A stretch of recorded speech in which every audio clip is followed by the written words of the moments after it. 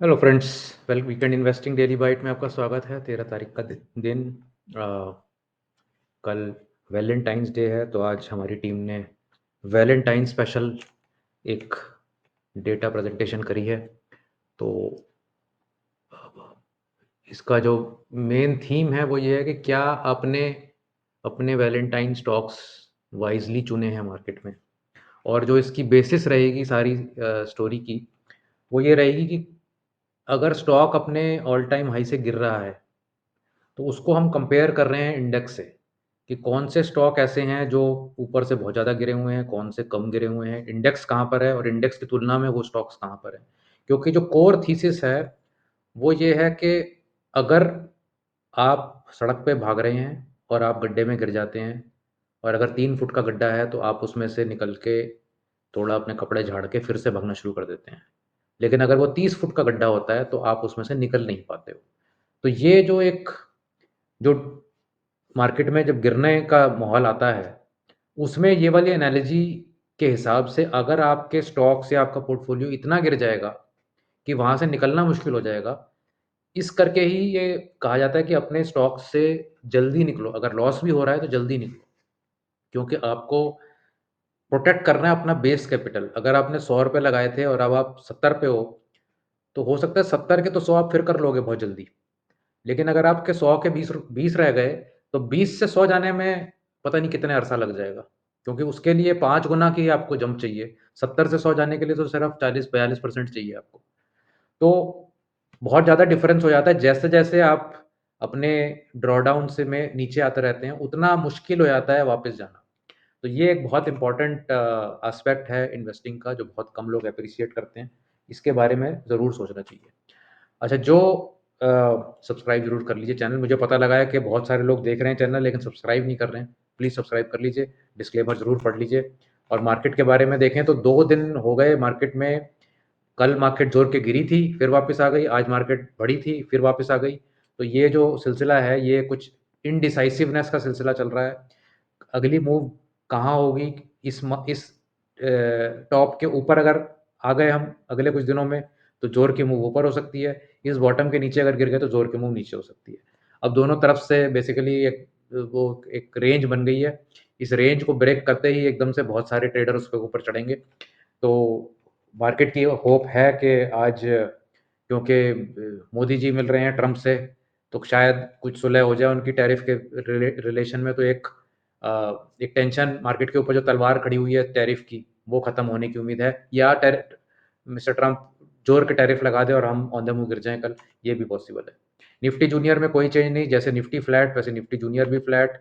Mid cap बिल्कुल flat 0.16%। Small cap बिल्कुल flat 0.35% negative, वो फ्लैट ही माना जाएगा।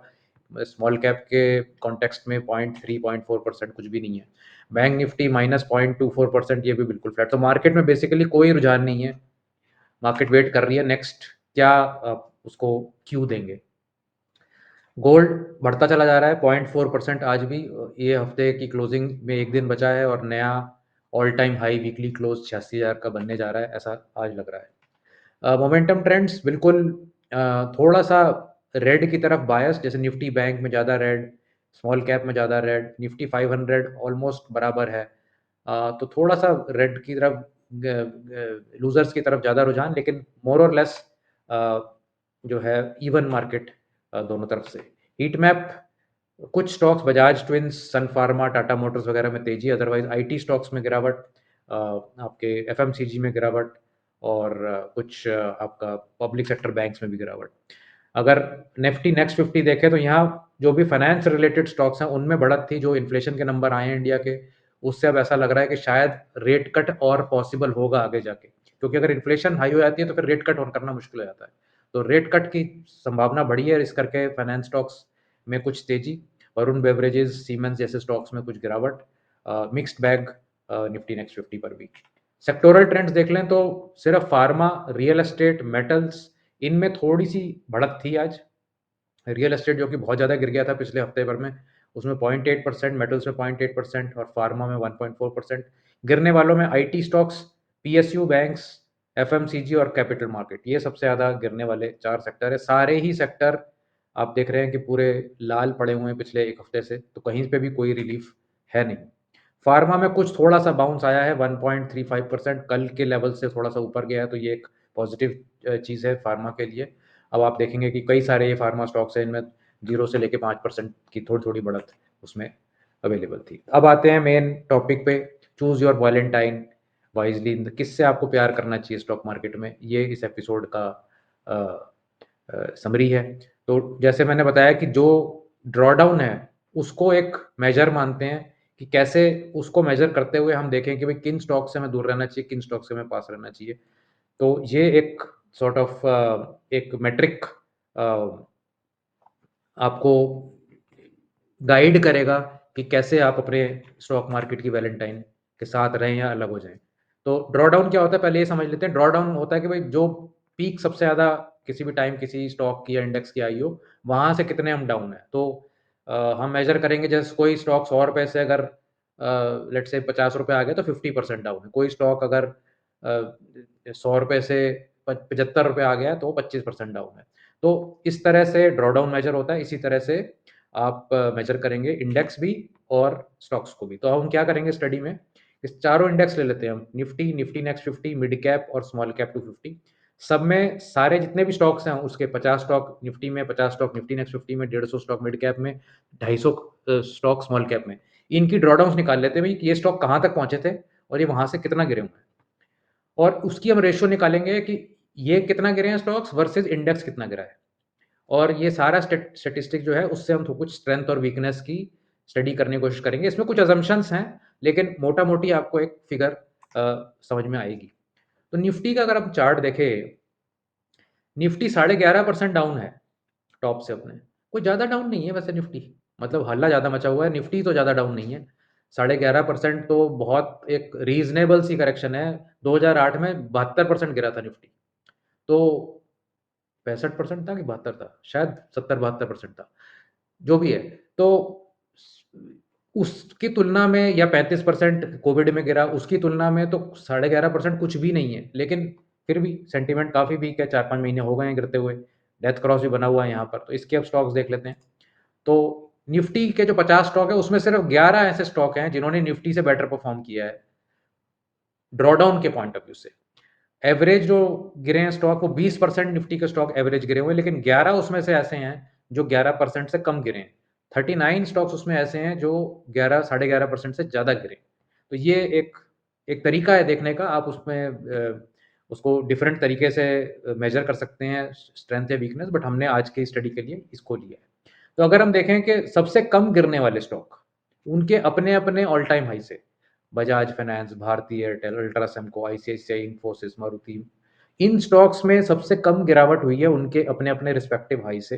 तो ये स्ट्रॉन्गर दैन निफ्टी स्टॉक्स हैं। ये सारे स्टॉक जितने भी बाकी सारे हैं 39 स्टॉक्स, ये वीकर दैन निफ्टी हैं क्योंकि इनमें ज़्यादा गिरावट हुई है। आप देखेंगे कितना बढ़ता चला जा रहा है। 48% गिर गया है इंडसइंड बैंक अपने हाई से, Adani enterprise 44, Tata motor 41, Asian paint 38। तो ये सारे जितने भी वीक स्टॉक्स हैं और जो ज़ोर के जिनका ड्रॉडाउन है, ये आपके वैलेंटाइन नहीं होने चाहिए मार्केट में। इनसे आपको दूर भाग भाग जाना चाहिए था ऑलरेडी। अभी भी अगर हैं तो इनसे अभी भी मतलब कोई दोस्ती का कोई चांस बनना नहीं चाहिए। आगे चलते हैं। निफ्टी नेक्स्ट 50 21% डाउन है ये इंडेक्स, ये सबसे ज़्यादा गिरने वाला इंडेक्स है। लार्ज कैप नेम्स हैं लेकिन ये स्मॉल कैप, मिड कैप से भी ज़्यादा गिरा है। तो 21% डाउन निफ्टी नेक्स्ट 50। यहाँ पर भी 50 में से सिर्फ 11 स्टॉक ऐसे हैं जो बेंचमार्क से आगे हैं। 39 स्टॉक्स जो हैं सेम एज़ निफ्टी, वो बेंचमार्क से वीकर है, लेकिन यहाँ पर एवरेज ड्रॉडाउन 33% है। निफ्टी में 20% था, यहाँ एवरेज ड्रॉडाउन 33% डाउन है। अगर हम इसके चा स्टॉक्स देखें तो ये स्टॉक्स ने फिर भी जो है थोड़ा-सा ठीक करा है इंडेक्स के मुकाबले। Divis, Bajaj holdings, Shree cement, IndiGo, Torrent, TVS, Chola, Naukri, Pidilite, United spirits, Vedanta और यहीं तक ही। बाकी सब स्टॉक्स में ज़्यादा गिरावट है। डाबर हो गया, चाहे जिंदल स्टील हो गया, चाहे लोधा हो गया, ज़ोमैटो हो गया, चाहे आपका गैस अथॉरिटी हो गया, सीमेंस हो गया, एबीबी हो गया, डीएलएफ हो गया। सब स्टॉक्स में काफ़ी ज़ोर की गिरावट, और अडानी जैसे स्टॉक्स में तो 80-80% गिरावट उनके जहाँ तक भी वो पहुँचे थे। तो ये एक आपको एक मेजर बता रहा है कि भाई ये स्टॉक की कितनी स्ट्रेंथ है मार्केट में वर्सेस कितना गिरे हुए हैं मतलब वर्सेस इंडेक्स। तो इन स्टॉक्स में तो अगर आपको वापस इनके टॉप पे पहुँचना है तो 5-5 गुना होने पड़ेंगे, ये 4 गुना, 5 गुना होने पड़ेंगे अपने वापस अपने अ, ऑल टाइम हाई पे पहुँचने के लिए। ऐसे ही मिड कैप का देखते हैं 15.7% का ड्रॉडाउन है हाई से। सिर्फ़ 14 स्टॉक 150 में से इससे बेटर परफ़ॉर्म कर रहे हैं। 136 स्टॉक इससे वीक परफ़ॉर्म कर रहे हैं और अगेन मैं फिर से रिमाइंड कराऊँगा कि ये जो वीक और स्ट्रॉन्ग है, ये हम 52 सॉरी ऑल टाइम हाई के ड्रॉडाउन से हम मेज़र कर रहे हैं। दूसरे किसी मेट्रिक से देखेंगे तो थोड़ा फ़र्क भी हो सकता है इसमें। तो एवरेज ड्रॉडाउन यहाँ पे 34% का है। तो अगर आपके पास मिड कैप स्टॉक है और आप 34% डाउन हो तो आप एवरेज डाउन पे हो। अगर आपने ऑल टाइम हाई से। इसमें एक ये स्टॉक्स हैं Muthoot, JK, SRF, Abbott, Coromandel, Patanjali, UBL, Lupin, BSE, Marico, Bharti AXA ये फिर भी थोड़े ठीक हैं, stronger than mid cap 150, Persistent, LTTS, federal bank यहाँ तक। उसके बाद ये सारे सारे जितने भी मिड कैप्स हैं ये सब वीकर देन इंडेक्स हैं क्योंकि ये बहुत ज़्यादा गिरे हैं 20-20, 15, 30-30%, 40-40%। कोई हिसाब नहीं है इसके अंदर कितने गिरने का हुडको और ऐसे भी बहुत सारे स्टॉक्स हैं जिन्होंने अपने टाइम पे बहुत बढ़िया परफॉर्म किया है। टाटा एल्क्सी हो गया जैसे, पूनावाला हो गया जैसे, हुडको हो गया जैसे और आपका प्रेस्टीज हो गया या आरबीएनएल हो गया। तो आपने जब इनकी तेजी खा ली तो फिर अब आपको मंदी में इनसे कहीं न कहीं निकलना भी पड़ेगा। टाटा इन्वेस्ट हो गया, टिमकेन हो गया, एसजेवीएन ये सब बहुत बढ़िया चले थे स्टॉक्स। कोची शिप हो गया, नाइका है, पेटीएम तो ख़ैर कभी चला ही नहीं, ग्लैंड और मतलब करते-करते list 95% down. Yes bank, idea, Suzlon ये तो हैं ही क्लासिक शेयर्स हैं जिन्होंने सबसे ज़्यादा पिटाई इन्वेस्टर की लगाई है आज तक। तो ये इतने सारे स्टॉक्स जो हैं ये वीकर देन इंडेक्स हैं तो इनमें आराम से नहीं घुसना चाहिए। स्मॉल कैप 250 19% डाउन है। सिर्फ़ 24 स्टॉक हैं 250 में से जो 19% से ज़्यादा जिससे कम जिनका ड्रॉडाउन हुआ है उनके 52 ऑल टाइम हाई से। 226 स्टॉक को मैं वीकर मान रहा हूँ बेंचमार्क से। 39% का एवरेज ही गिरे हैं अपने-अपने हाई से। तो इसमें स्टॉक्स देख लेते हैं किस तरीके के आए हैं। Redington, वेलकॉर्प, Chambal, national Hrudayalaya, Karur Vysya, एस्ट्राज़ेन, Isaac, ज़ेनसार, KIMS, Manappuram, FSL. ये सारे स्टॉक्स और ये सारे भी एटलीस्ट स्मॉल कैप इंडेक्स से कम गिरे हैं अपने-अपने ऑल टाइम हाई से। यहाँ तक, लेमन ट्री तक और ये जितने भी और हैं ये ज़्यादा गिर गए हैं ऑल टाइम हाई से। इनमें अब आपकी नज़र होनी चाहिए कि इसमें से कैसे निकल के आप टुवर्ड्स स्ट्रॉन्गर स्टॉक जाएँ। कुछ-कुछ हो सकता है आपके पास अभी भी हों लेकिन जो बहुत डीप गिर गए हैं उनमें से तो डेफ़िनेटली आपको निकल जाना चाहिए था। जैसे कि आप ये सारे देख रहे हैं 30%, 40% और भी आगे नाम आएँगे। 50%, 60%, 70%।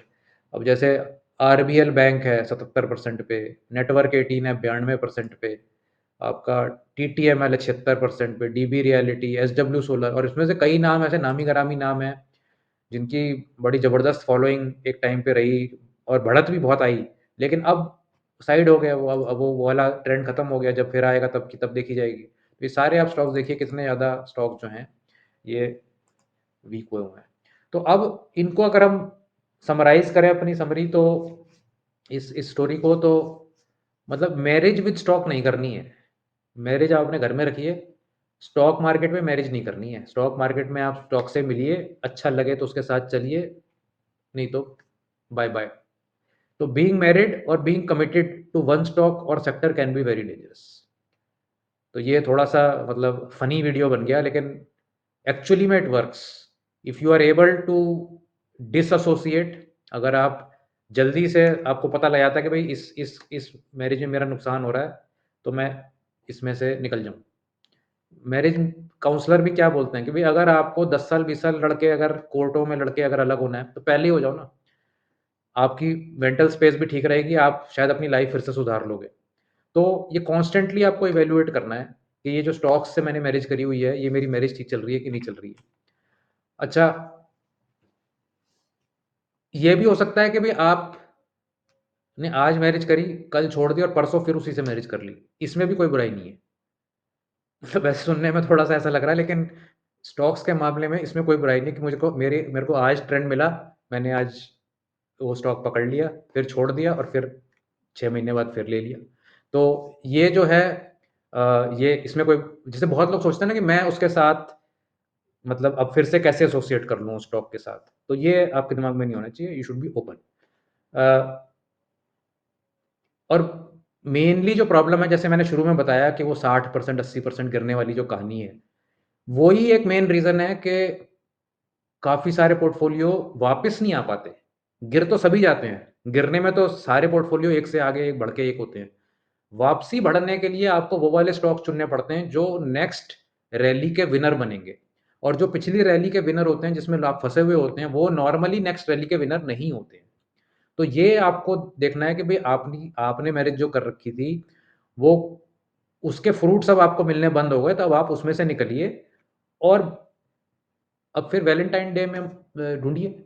तो ये जो है कॉन्स्टेंटली आपको एक देखना पड़ेगा कि मुझे अपने पोर्टफ़ोलियो में किसको रखना है और किसको नहीं रखना है और उससे कोई लगाव नहीं रखना है। बिल्कुल डिस्पैशनेट होके कि भई आप मेरे पोर्टफ़ोलियो में आओ, जब तक आप मुझे फ़ायदा दे रहे हो रहो, नहीं तो बाय-बाय। तो ये सोचते रहना कि नहीं वो 2 साल बाद मेरे को कुछ दे देगा, वो 5 साल बाद मेरे को कुछ रिटर्न आ जाएगा, ये कुछ डिविडेंड दे देगा।